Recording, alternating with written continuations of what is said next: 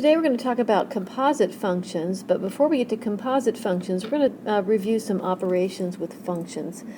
So for the four operations we're going to talk about, we're going to assume that we're given two functions, f of x and g of x.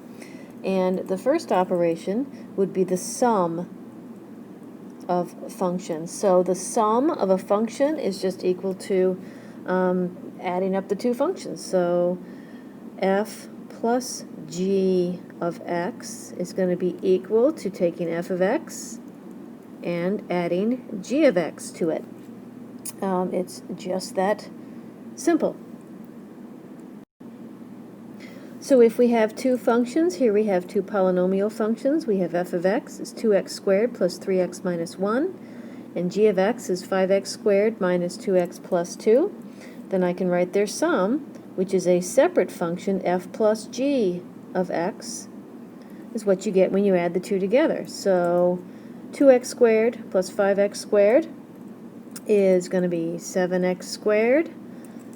3x plus negative 2x is just going to be x, and negative 1 plus 2 is positive 1. So the sum of the functions is equal to what you get when you just plain add them together. The only time you have to be careful is if you have, if you want to add, let's say f of x is 2x plus 1, and g of x is going to be 3 over the, I don't know, 3 over 2x or something like that, 3 over 2x. Then their sum ends up being, let's make that an x, 2x plus 1 plus 3 over 2x. We wouldn't leave it like that. We would get a common denominator here, and we would multiply this expression by 2x over 2x to come up with the common denominator. So you would write as a single fraction when you get done. Right? As a single fraction when you have something like that. So we want to simplify as much as we can. To do that, I would multiply the first term, or that first binomial, by 2x over 2x, and that ends up, before it's simplified, as 2x times the quantity 2x plus 1 plus 3 all over 2x, and from there you could distribute and simplify. So we always want to make sure we simplify things as much as we can. So the second operation is taking the difference of two functions.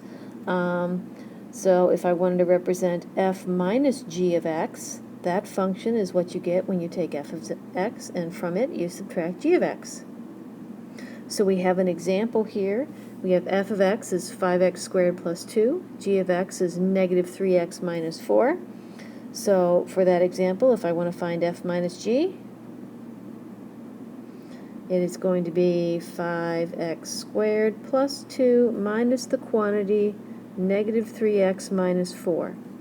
So you can change the signs and add, or subtract the opposite, or change to plus negative, whatever you want to do.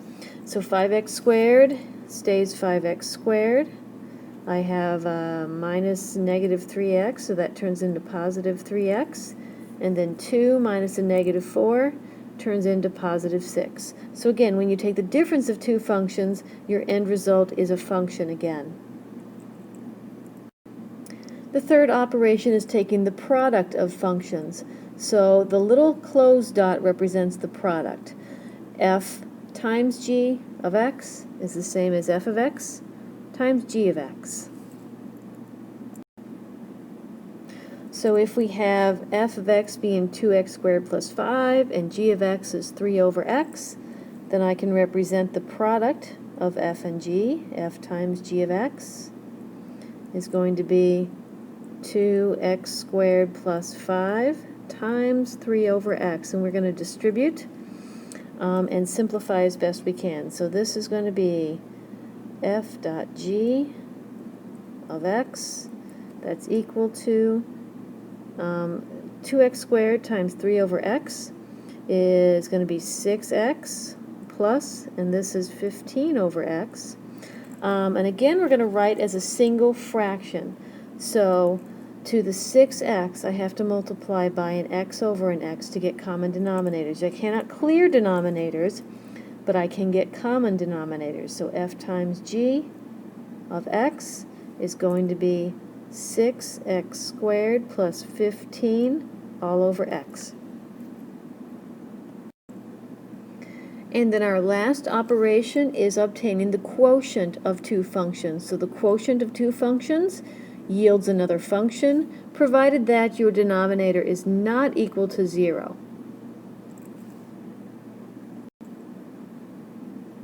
So here we have an example. We have f of x is 1 over x plus 2, and g of x is x squared. So to take the quotient of f over g of x is going to be 1 over x plus 2 over x squared. This is one of those complex fractions, and what we want to do is find the least common denominator between x plus 2 and 1, so that makes it easy. The LCD is x plus 2, and that's what we multiply by, x plus 2 over 1, x plus 2 over 1, we use parentheses, and you end up with the quotient f over g of x is equal to, we have 1 over x squared times x plus 2. So sometimes you have to simplify a complex fraction to obtain your final answer. So besides function operations, we're going to talk about composite functions. So the notation to represent a composite function is an open circle, and this is read f of g of x. And what that looks like is evaluating f of x at g of x. Last year, you probably did several numerical examples. This year, we're going to focus on finding the function. A composite function, a f of g of x, is another function. And when we do this, f of g of x is found by evaluating f of x at g of x. And when we do this, I think you'll remember we're going to work right to left. For composites, we always work inside to outside, right to left, when we obtain our answer. So here's a typical example. If we are given two functions, f of x is x squared plus 1 and g of x is 3x, we want to find f of g of x. So to do that, we are finding a general function that represents the composite f of g of x, which means it's the same as f of g of x, which means we are evaluating f of x at g of x. So to do that, I take whatever expression I have for g of x, and this is the same as evaluating f of 3x. So my composite, f of g of x, is equal to whatever f of x is. When I have an x squared minus 1, I'm going to replace the x with g of x, which is 3x, and I'm going to use parentheses to make sure I get it right. 3x squared minus 1. Now we simplify. When I square a 3x, I get 9x squared minus 1, and this is the function that represents f of g of x. So we did not do a numerical example. We are finding functions instead of just a numerical example and evaluating it at a particular point. So for our next example, I have two functions. I have f of x is 2x minus 5, and g of x is x squared. Now I want to find g of f of x. So I'm reversing the order. Now I want to substitute f of x into g of x. So if g of x is x squared and f of x is 2x minus 5, I'm going to take the 2x minus 5 and I'm going to substitute it in for the x in g of x. So I have, sometimes we have the parentheses, sometimes it's just represented without the parentheses. G of f is equal to, since g of x is x squared, I'm going to take the entire expression of f of x and square it. You can multiply it out, so I have g of f is equal to, that's going to be 4x squared minus 20x plus 25 when you are finished. That lets me substitute in any value for x to find the composite at a particular point.